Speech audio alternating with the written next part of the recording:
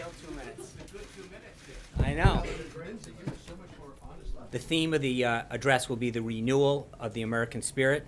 The address will particularly focus on public safety, including defense, increased border security, taking care of our veterans, and then economic opportunity, including education, job training, health care reform, jobs, and tax and regulatory reform. Will take effect in 2018, he said. The president was using that as an adjective. It's happening with precision.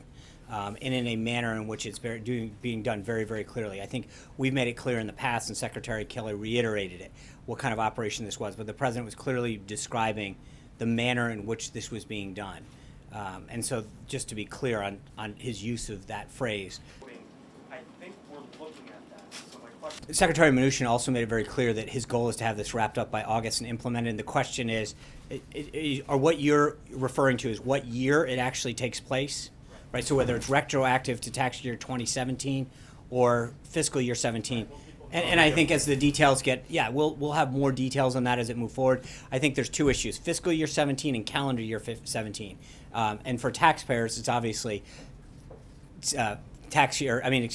calendar year 2017 that they're probably most concerned with. And I think the president, as we work with Congress, will have those details to be able to flesh out. The president accepts a tax proposal that Whether you're a governor or mayor or the president, laws are passed in this country, and we expect people and our lawmakers and our law enforcement agencies to follow and adhere to the laws as passed by the appropriate level of government. So it's obviously concerning, I think, and it's troubling that that's the message that he would send to his people and to other governors. Because we are a nation of laws, and I think that people need to understand that whether it's the laws that he passes as the governor of Connecticut or the laws that are passed through Congress and signed by the president. Okay, well, first on the manufacturing side. I think this is an area that the American people, by huge amounts, support. They recognize their tax dollars shouldn't be spent supporting programs and activities which people are not entitled to.